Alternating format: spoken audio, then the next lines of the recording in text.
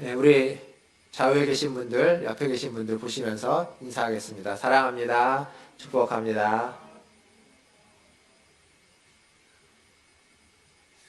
우리가 무엇인가를 배우려면 반복해서 그것들을 배우고 또 반복해서 연습을 해야만 합니다. 얼마나 많이 또 얼마나 정확하게 반복해서 연습을 하느냐에 따라서 아마 숙련도가 달라지고 배우는 시간이 달라질 것입니다. 그러니까 무엇이든 그것이 지식이 되었든 기술이 되었든 무엇인가를 우리가 배우고 습득하려면 반복하는 방법이 가장 효과적이고 빠른 방법이라고 할 수 있습니다. 이런 것들을 이제 공부하는 방법 중에 반복학습, 교육학에서 반복학습이라는 말을 쓰곤 합니다. 우리가 일상에서 많이 경험하는 것들이죠. 근데 성경도 이러한 반복학습을 많이 사용하는 편입니다. 보면 신약성경에 복음서가 4권이 있죠. 마태, 마가, 누가, 요한복음. 4권을 보면 같은 이야기들이 반복해서 이야기하는 말씀들이 많이 있습니다. 뿐만 아니라 서신서에 가봐도 반복되는 주제로 조금씩 다르기는 하지만 반복되는 주제를 아주 많이 반복해서 이야기해주고 있습니다. 구약도 마찬가지입니다. 구약도 많은 주제들을 반복하고 있습니다. 특별히 구약에서 반복하는 주제가 있다면 아브라함의 이야기와 출애굽기 이야기는 굉장히 많이 반복해서 이야기하고 있고, 또 이스라엘의 어떤 왕들의 이야기, 특별히 그들이 죄를 지어서 포로로 잡혀가게 되는 그 사건과 관련돼서 선지자들은 그들의 죄를 꾸짖는 이야기들을 굉장히 반복해서 우리에게 들려주고 있습니다. 지금 우리가 보고 있는 로마서도 마찬가지입니다. 로마서도 주제를 굉장히 반복하고 있죠. 앞부분 3장 21절, 3장 20절까지 전반부는 죄에 대해서 끊임없이 반복합니다. 1장 18절부터 3장 20절까지는 죄가 무엇인지, 결론으로 이야기하면 모든 사람이 다 죄 아래 있다, 의인은 하나도 없다 라는 게 결론인데, 그것을 반복해서 어떠한 죄를 어떻게 지었는지 이야기해주고 있습니다. 그리고 그 뒤에 21절부터는 하나님이 우리에게 주시는 의로움에 대해서 새로운 의가 나타났는데 그것이 무엇인지를 또 계속 이야기해주고 있습니다. 그냥 의가 나타났다, 그 의가 무엇이다 이렇게 한번 이야기하고 끝나지 않고, 그것을 오늘 말씀을 보면 구약에 있는 두 증인을 소환해서 반복해서 이야기하고 있습니다. 그러니까 이 반복 학습을 성경은 굉장히 다양하게 사용하고 있다는 겁니다. 사실 새로운 의가 나타났다라고 이야기를 했는데 엄밀하게 말하면 이건 새로운 의가 아닙니다. 구약에 이미 하나님의 말씀 가운데, 이스라엘 역사 가운데 나타났고 거기 안에서 말해주고 있었던 의로움입니다. 근데 그것을 구약에 있었던 그 시대 사람들이 미처 발견하지 못한 겁니다. 분명히 있었는데 그 이야기를 다 아는데 그 이야기가 무슨 의미인지를 정확히 알지 못해서, 발견하지 못해서, 가지고 있지만 가지고 있는 줄 몰랐던, 들어서 알고 있지만 알고 있는 줄 몰랐던 것을 지금 바울이 재발견시켜주고 있는 겁니다. 그래서 새롭다라는 말을 쓰고 있는 거죠. 아브라함과 그리고 다윗을 통해서 그 새로운 의라고 하는 하나님의 의로움을 재발견시켜주는 이야기, 그게 오늘 본문의 이야기입니다. 그리고 그 복음이, 그 재발견된 그 의로움, 그 복음이 이방인과 유대인 모두에게 적용되고 있다라는 사실을 오늘 다시 이야기해주고 있습니다. 사실 이 이야기는 우리가 익히 많이 들어왔던 이야기라고 할 수 있습니다. 이 이야기는 처음 듣는 이야기는 아닐 겁니다. 그렇지만 이것을 다시 한번 우리가 들음으로써 우리 안에 잊어버렸던 것들을 다시 회복하고 그 복음의 은혜가 무엇인지를 다시 한번 우리가 보양하는 그러한 시간이 되기를 바라겠습니다. 먼저 생각해 볼 건 아브라함입니다. 왜 아브라함이 중요할까요?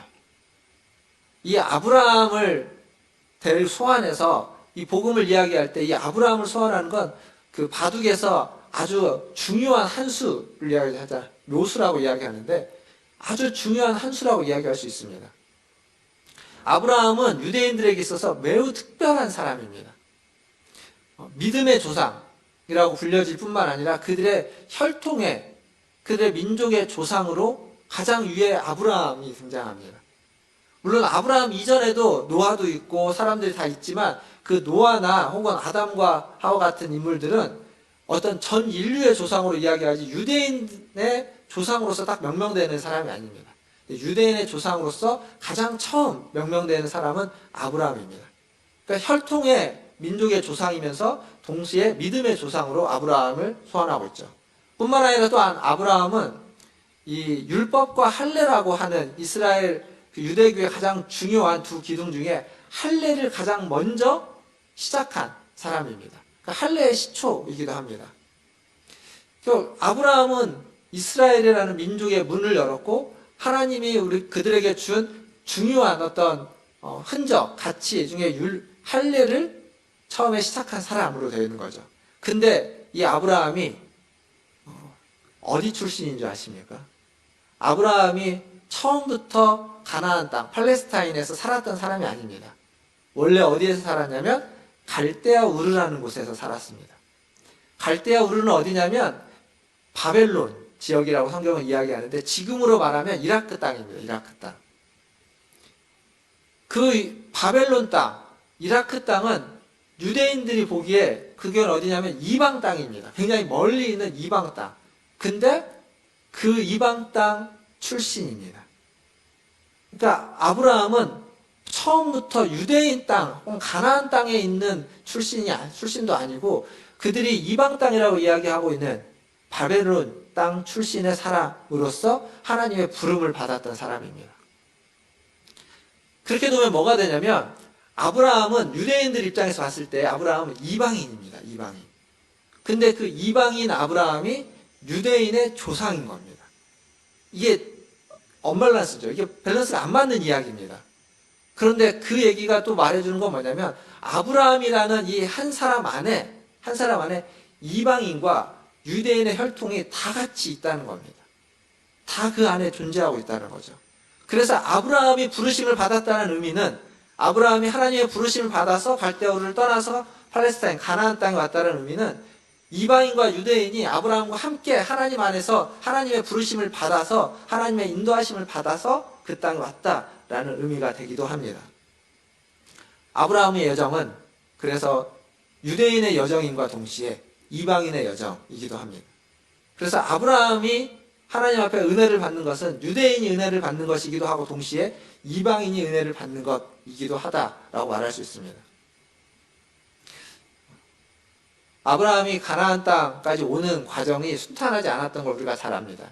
창세기 12장부터 시작되는 그의 이야기, 11장 마지막 절부터 시작하는 이야기죠. 그 이야기 중에 가나안 땅으로 오는 여정도 순탄하지 않았고 가나안 땅에서 살아가는 여정도 그렇게 평화롭지 못했습니다. 생각해보면 가나안 땅에 들어왔는데 그에게 후사가 없습니다. 후사가 없음으로 말미암아서 그의 아내 사라와 그리고 하갈이라고 하는 종 사이에 여러 갈등이 생겨나죠. 또한 흉년이 듭니다.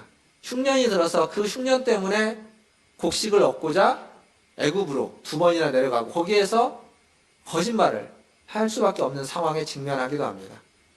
뿐만 아니라 양떼가 많아지자 그 목초지 때문에 조카와 갈등을 빚기도 하죠.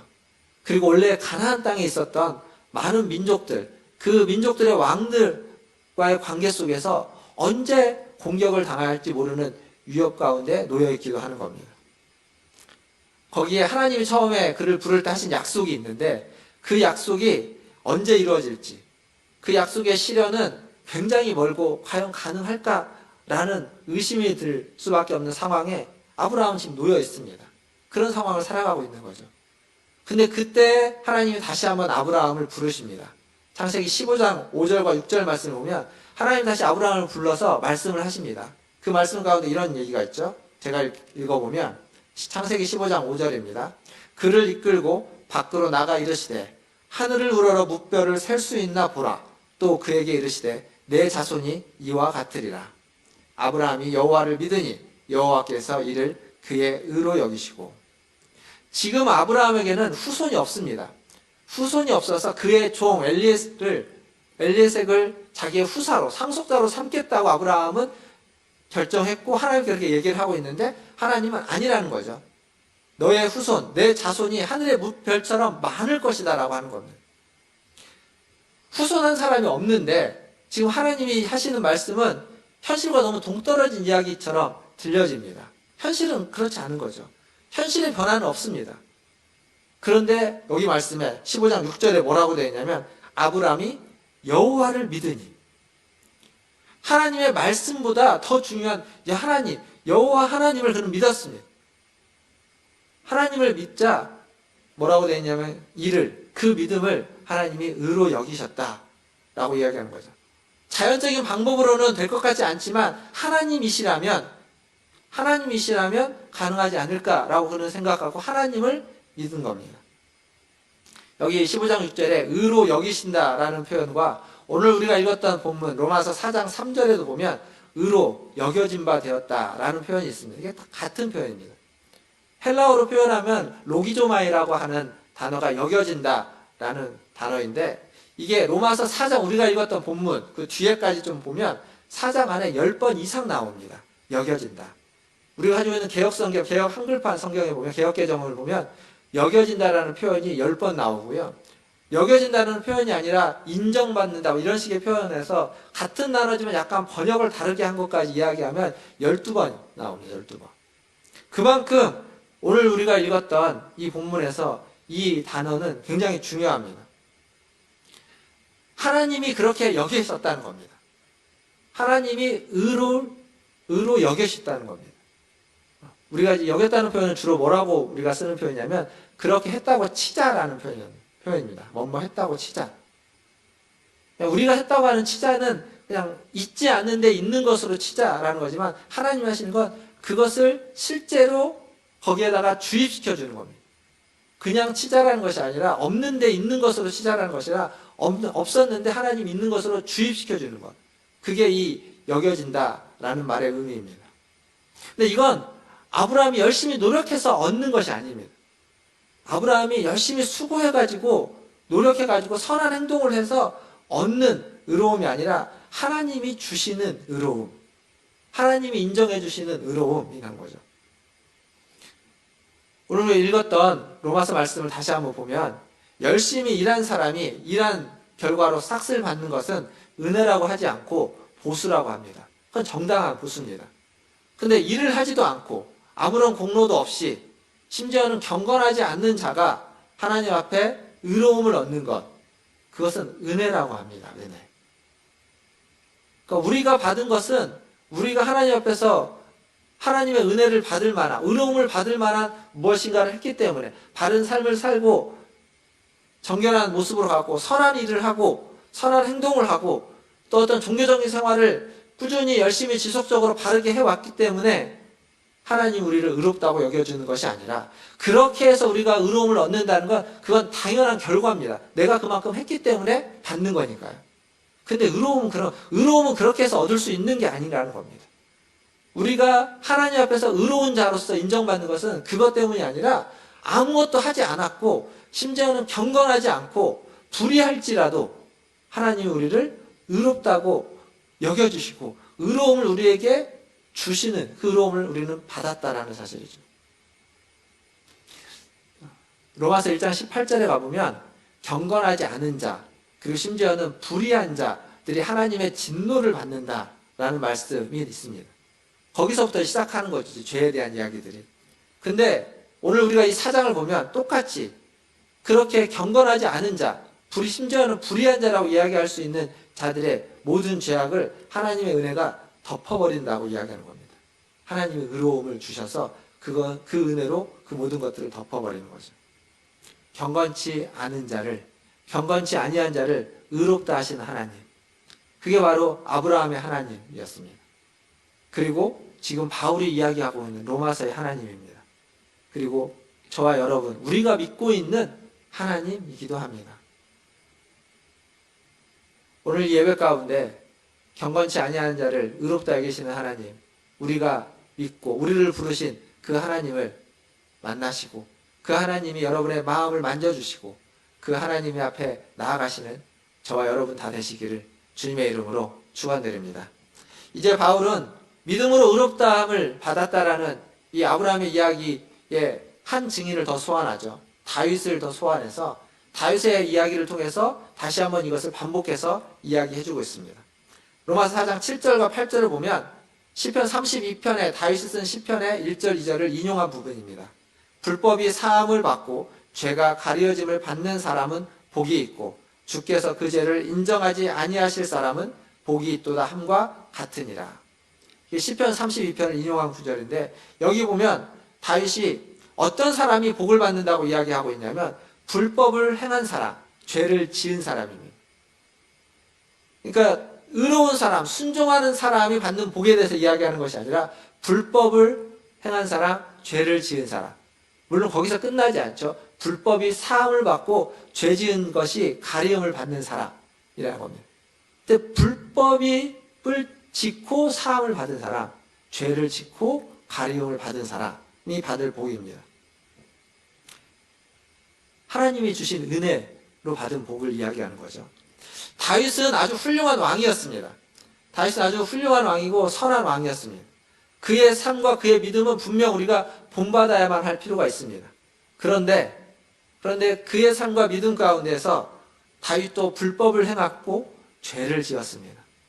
다윗은 간음을 행했고 또 그것을 숨기기 위해서 음모와 계략을 꾸며서 살인까지 했던 사람입니다.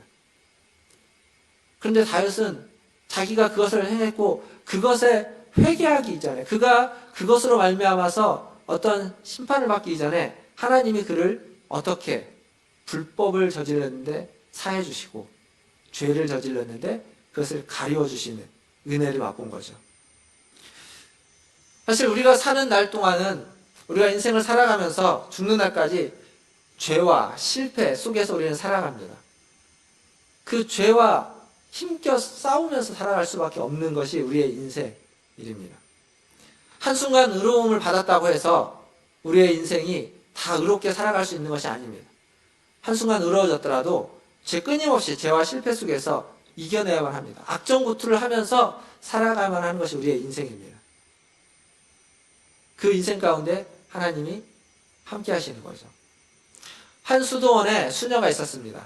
그 수녀는 기도를 하면 그 어떤 사람의 과거에 있었던 일을 모든 걸 다 알고 하나님이 알려주신다라고 알려진 수녀가 있었습니다.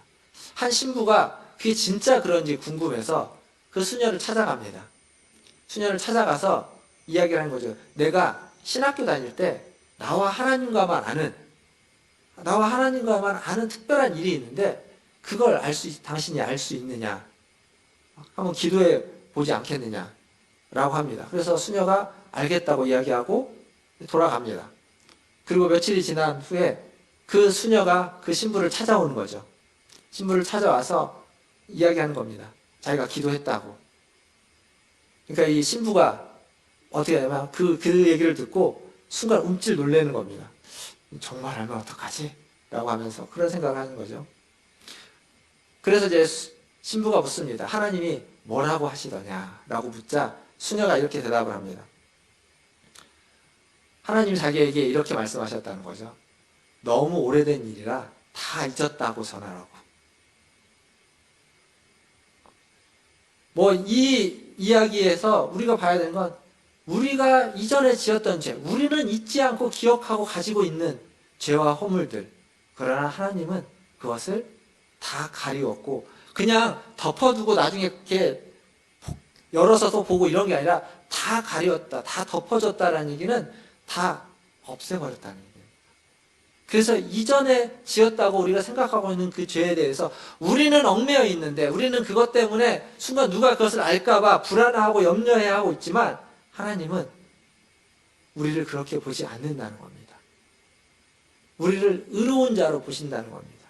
우리가 믿음으로 하나님 앞에 나아간다면 지난 한 주간 그리고 오늘 아침에 어제 저녁에 내가 지었던 그 죄에 대해서 우리는 마음에 찔림이 있어서 오지만 하나님은 우리가 믿음으로 하나님 앞에 나오면 그 불법을 사하시고 그 죄를 가리워서 오늘 이 자리에서 우리가 하나님을 예배할 때 우리는 하나님 앞에 믿음으로 의로운 자로서 나아갈 수 있는 겁니다.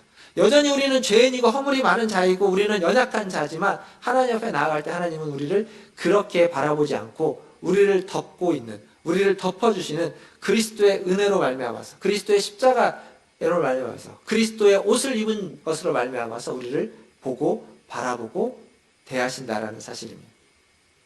우리가 받은 용서가 이런 용서입니다. 이것을 아는 사람, 이것을 받아들이는 사람의 고백. 감사의 고백이 아닐 수 없는 거죠. 내가 용서받았다면, 그래서 내가 정말 이 용서받은 것을 안다면 거기에서 머물 수 없고 다른 사람을 용서할 수밖에 없는 겁니다.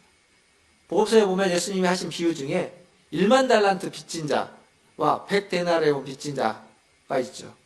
1만 달란트, 뭐 금액으로 환산하면 어마어마한 금액.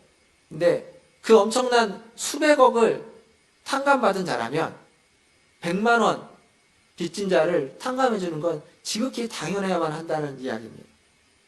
근데 우리가 그러지 못하고 있는 것은 우리가 받은 은혜가 얼마나 큰지, 우리의 죄가 가려지고 우리가 하나님의 받은 의로움이 얼마나 크고 놀랍고 위대한지를 잘 모르기 때문입니다.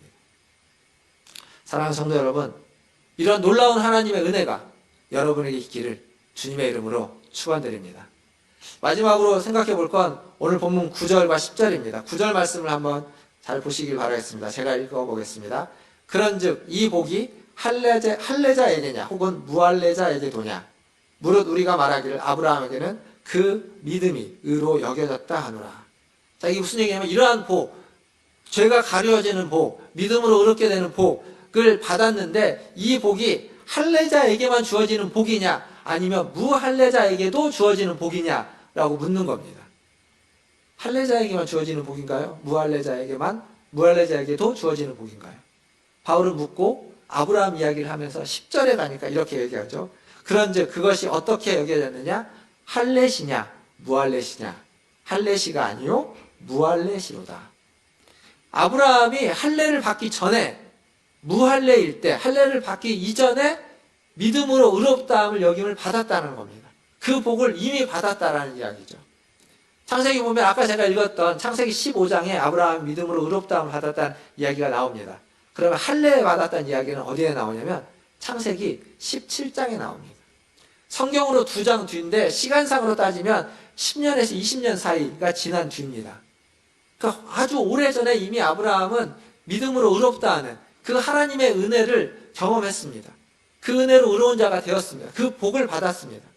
그리고 그 뒤에 한참이 지난 뒤에 할례를 통해서 그가 믿음으로 의롭다함을 받았다는 것을 확증하는 거죠. 그래서 11절에 가보니까 그것은 표라고 이야기합니다. 표. 믿음으로 의롭다함을 받았다라는 증표로서 할례를 나중에 하나님이 하게끔 만들었다는 겁니다. 유대인들에게 할례는 그들이 하나님의 백성인 것을 증명하는 표고, 그리고 그들은 하나님 앞에서, 사람들 앞에서 그들의 자랑이 되고 그들의 의로움의 근거였습니다. 할례가 그들은 의로움의 근거였고 자랑이었고 하나님의 백성이라는 증표였습니다.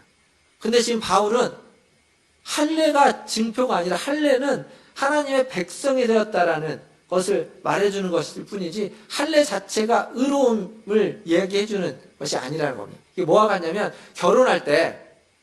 우리 결혼할 때 뭐 많은 것들이 있지만 결혼 반지라는 게 있죠. 결혼 반지라는 게 있는데 결혼 반지는 결혼식에서 서로 주고받는 반지죠.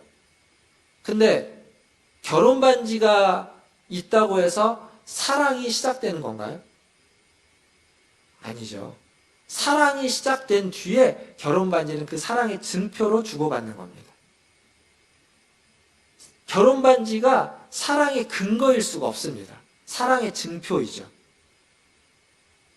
그러니까 유대인들은 이 할례를 의로움의 근거로 삼았습니다. 우리는 할례를 받았기 때문에 하나님의 백성이고 하나님 앞에 의롭다라고 할례를 근거로 삼았습니다. 아닙니다. 의로움의 증표로서, 하나님의 백성의 증표로서 할례가 주어진 겁니다. 이 순서를 지금 바울은 이야기해주고 있습니다. 그러니까 믿음으로 의롭다함을 받은 것이 먼저라는 것을 다시 강조하고 있습니다. 할례는 나중에 주어진 표시라는 거죠. 그래서 아브라함은 믿는 자의 조상일 뿐만 아니라 믿지 아니하는 모든 사람들을 그 믿음으로 부르시는 자의 조상입니다. 할례 받지 않은 자들을 다 그 믿음의 자료로 부르시는 것이 바로 아브라함이 되는 거죠. 말씀을 좀 정리를 하면서 옛날에 그 어떤 기사를 보니까 34세인 아들, 외동아들입니다. 외동아들이 강남에서 한 조직폭력배 행동대장인 사람에게 살해를 당한 일이 있습니다. 그리고 그 살인자는 붙잡혔고 재판을 해서 1심에서 사형을 언도받았습니다. 그만큼 사형을 언도받았다는 건 그만큼 흉악한 살인과 죄를 저질렀다는 이야기죠. 근데 그 살인을 받았는데, 그 사형을 언도받았는데, 그 사람에게 법원에 이제 탄원서가 제출됩니다. 이 사람을 좀 용서해달라는 탄원서. 탄원서를 누가 제출하냐면 그 죽은 아들, 외동아들이 죽었는데 그 아들의 아버지가 탄원서를 제출합니다. 탄원서를 제출해서 그 사형수를 살려달라는 거죠. 죽이지 말아달라라는 탄원서를 제출합니다. 그 탄원서의 내용에 이런 표현이 있습니다. 자기 아들의 죽음으로 말미암아서 또 다른 젊은 청년이 죽는 것을 원치 않는다. 어떻게 된 일이냐면 이 사형수의 아내가 있는데, 결혼을 했는데 그 아내가 있는데, 그 아내가 그 자기 남편이 죽인 그 희생자의 무덤까지 가서 정말 미안하다고 눈물로써 회개하고 정말 어떻게 할지 모르겠다, 그런 것들을 아버지가 본 겁니다. 근데 이게 그냥 살기 위해서 그렇게 하는 게 아니라 만나보니까 정말 진심으로 미안해하고 진심으로 용서를 빚는 걸 보고 이 아버지의 마음이 움직인 거죠. 그래서 저 사람을 살릴 수 있는 방법이 뭐가 있을까? 사형을 안 받게 할 수 있는 방법이 뭐가 있을까라고 고민을 하다가 본인이 할 수 있는 게 탄원서인 겁니다. 그래서 탄원서를 보내고 죽이지 말고 살려가지고 내 죽은 아들을 대신해서 내 아들 노릇을 하게 만들어 달라고, 그렇게 법원에 탄원서를 보냈습니다. 법원에서는 그걸 보고 한번 고려를 해보겠다라고 하는 피드백가 있었던, 이게 신문 기사에 있었던 이야기입니다. 이 아버지가 그리스도인인지 아닌지는 모릅니다. 그 기사에는 그런 얘기가 없으니까요. 그런데 여기 보면 진심으로 회개한 사람에게 나타나는 모습입니다. 이 이야기와 똑같은 이야기가 우리가 잘 아는 예가 있습니다. 여수에서 있었던 순천에 있었던 여순 사건. 네, 손양원 목사님의 이야기. 아시지 않습니까? 자기 아들을 죽인 자를 양자로 입양해서 키우고 또 대했던 이야기. 이 이야기와 똑같은 분의 이야기입니다. 믿음으로 의롭다함을 받은 사람, 진심으로 회개한 사람에게 나타나야만 하는 모습들이죠.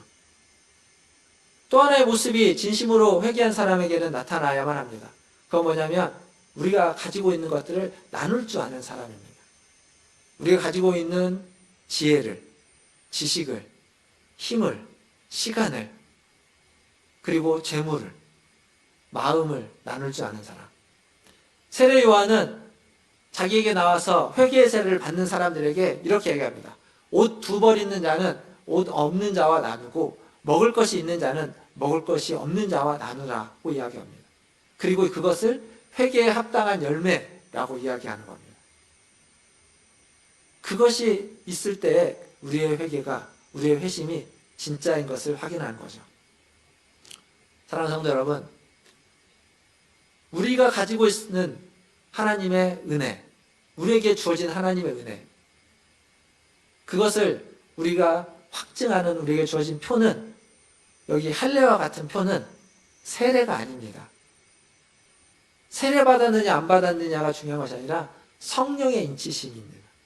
세례는 그것을 외적으로 드러나는 하나의 외적인 의식이라고 이야기할 수 있습니다.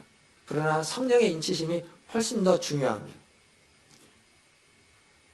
이 세상을 살아가는데 분명히 우리는 죄가, 또 우리의 실패가 연속적으로 우리의 발목을 잡고 우리 앞에 있을 겁니다.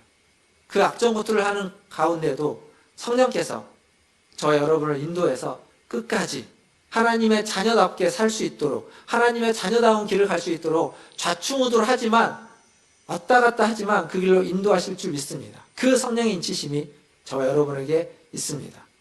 이것이 복음이고, 이것이 반복해서 우리가 들어야만 하는 하나님의 말씀입니다. 귀에 못이 박도록 들어야 됩니다. 그래서 지겨울 정도로 듣고 또 듣다 보면 내 안에서 그것이 내면화돼서 나도 모르는 사이에 자연스럽게 이 아버지처럼 세례요한이 요구했다는 회개에 합당한 열매를 맺는 사람으로서 우리의 삶 가운데서 드러나고 나타나기를 주님의 이름으로 축원드립니다. 우리 함께 기도하겠습니다.